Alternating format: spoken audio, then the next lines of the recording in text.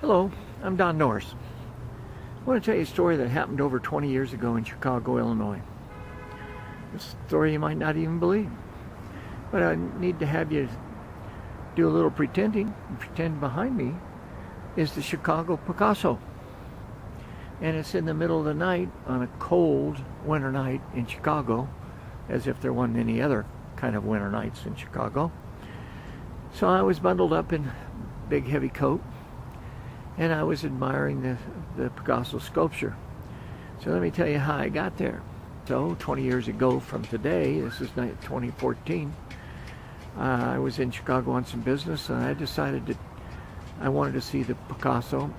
So sometime during the day I drove over to it, but I was driving a completely restored 72 briar blue Corvette that I was very proud of, and didn't want to park it anywhere. Didn't want to park it in the garage. There was no place on the streets, of course, Chicago. I got this brilliant idea to go to downtown Chicago in the middle of the night. Got there about 2 o'clock in the morning, and I actually drove up onto the sidewalk in between the stoplights and signs, up onto the curb, up onto the sidewalk, parked the Corvette, locked it up, walked over to the sculpture. It was only about 20-30 feet away. Kept looking back to see if my car was okay, kind of looking for police to come and give me a ticket for parking on the side. And I was walking around it, looking at it in different lights and watching the shadows on the building behind it. And started to look back to check my car, and all of a sudden from nowhere this being showed up. It was cold, so I had a big heavy coat on, but he was dressed from head to clear to the sidewalk with blankets. Blanket over his face. I couldn't even tell if he was white or black. It was all dark. Never did see his face really. When I turned around, he could visually see that I was scared. I actually jumped, and he got closer to me, and then he said, "You know what that is?" I didn't know what to do. I said, well, yeah, that's actually a Picasso, but I don't know its name.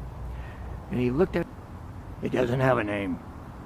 That's why you don't know its name. And I said, oh, that makes sense. I guess I never really heard its name.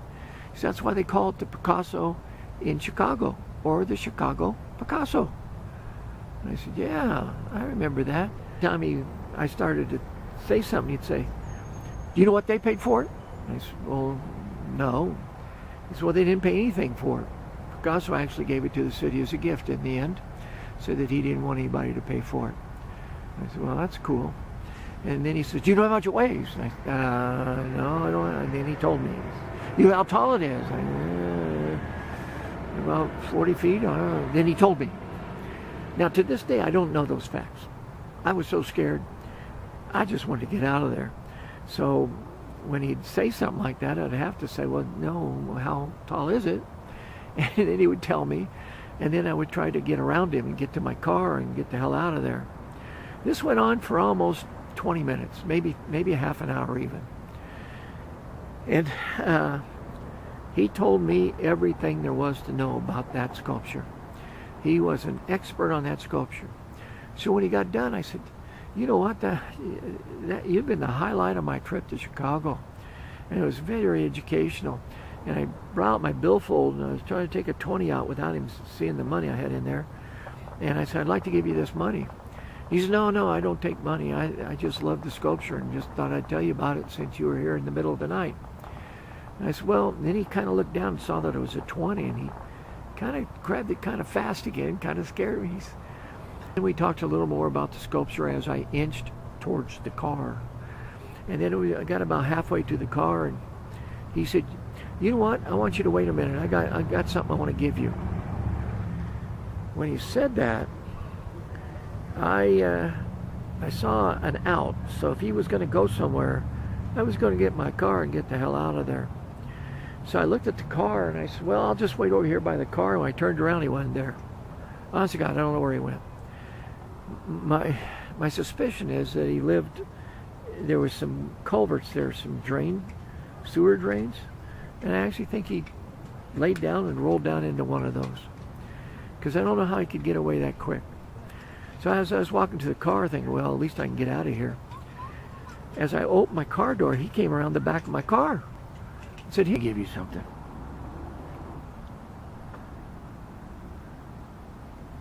It was some kind of piece of jewelry. He said, Pablo Picasso gave me this. Now, I don't care if you believe that or not. I did not believe him. I said, so Mr. Picasso himself gave you that?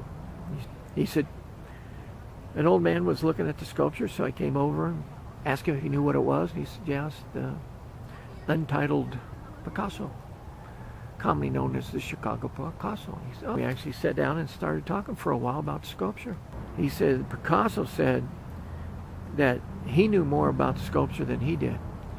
And then he said when he asked him why he knew so much about the sculpture, he said, well, I am Pablo Picasso. That's an amazing story. I don't think this guy would have made it up. I don't know why he would make it up. But then the rest of the story gets even stranger. I said, well, if that's a Picasso, you should keep it on your person, because it's probably worth a lot of money, hundreds of thousands of dollars. And he's, no, maybe not. Here's the joke. He said, Mr. Picasso said, I'm going to give you this as a gift. He said, the only reason I'm giving it to you is because I know you're going to keep it for the rest of your life. It's going to be very special to you. And I know you're not going to sell it. Well, because nobody's going to believe you that Pablo Picasso was here in the middle of the night by himself and he gave you this piece of artwork. Nobody's ever going to believe that. So it technically is worthless. But I know it's going to mean a lot to you. I said, wow, that is an incredible story. He said, well, I want to give it to you. I said, no, you don't want to give that to me. It could be worth a lot of money. He said, no, it's not. He said, because your story's going to be worse than mine. And I said, well, yeah, who's ever going to believe that? Who's ever going to believe that it was a Picasso? Who's going to believe that I met an old guy or a young guy, I didn't know if I could really tell, that I met a guy in the middle of Chicago by the Picasso sculpture, and he gave me a piece of artwork, piece of jewelry that I didn't even know Picasso ever made, jewelry. And I said, but why would you give it away? I mean, you've had it all these years, you've treasured it. And he said, I'm getting old, so I could not tell. And he said, I've been waiting for the right person to appreciate the Picasso sculpture, and I'd like to give it to you, because I know you're going to keep it the rest of your life. And I said, well, you're right. Not ever going to be able to sell it for sure. So I took the sculpture. Now, what I also did, though, was I said, well, you wait a minute then. I reached in my car, and I got out some copper wire that I always kept at the time, and some pliers, and I made him a hummingbird sculpture. And I made him my hummingbird sculpture, and even though I couldn't see him, I truly believe he was crying. It was a very touching moment, and he took it and he said, I'll treasure this as much as the Picasso, which to this day is probably, even if the whole story is not true, that he met Mr. Picasso in the middle of the night, still means a lot to me that this guy evidently thought he did. I don't think he'd make up that story. Don't think he had 100 of those Picasso pendants underneath the street. I'm pretty sure I'm the only one he ever gave one to. So he took the sculpture. I asked him if he wouldn't mind helping me back out, and he said, yep. So I got in the car, started it up, started backing out, and he guided me out into the street. So I rolled down the window on the passenger side to say thank you and bye, and he was gone again. Just that quick, gone. So I drove back to the motel. When I got home after that trip, told my wife the story, and then I said, and here's the pendant. But she said, well, that's really nice, but it's not something I would wear. I said, even if it's a Picasso? And she said, I'm not going to run around telling people that this is a Picasso. I said, well, you're right, but you don't like it enough just to wear and know that it might be. Nope. So 20 years ago, I put that in a cigar box about 2 months ago, I was cleaning up the garage, cleaning up my shop, found the cigar box, opened it up. I mean, I had rocks in there that I'd collected at different places. A couple of rocks that people have found that gave them to me.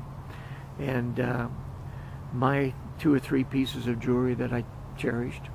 And there was that Picasso. So I got it out and took a look at it, and I thought, you know what, I think I'll clean that up. Because I never really cleaned it up. Maybe my wife would have wore it if I'd cleaned it up a little bit. So I cleaned it up, put it in some acid, some pickle, if anybody knows what that is. And then I showed it to my wife again, and she still didn't like it. So I started to put it back in the box, and I said, no, I should give this to someone. But you know what? I don't know of anybody that I think would treasure that any more than that old guy or me. Whether it's a Picasso or not, we both treasured that. So I've decided to sell it. I'm going to put it on eBay, and I hope somebody that really thinks it's a Picasso or likes the story or wants to treasure the story and the piece enough to buy it, then I'll know they'll keep it for the rest of their lives. So there's the story. It's on eBay. Take a look at it. See what you think. Believe me though, I will never try to prove that story. I can't. There's no way to prove that that story is true or false. Then there's no way to prove that my story is true or false. I can't prove that he met anybody. Might have been a figure of his imagination. He could have been a crazy old silversmith and made it himself. And this was his practical joke on another old guy. Well, I was young then. I have no idea what his motivations would have been. All I'm saying is, that's the story. You know what that is? The story at least intrigued you. Good night.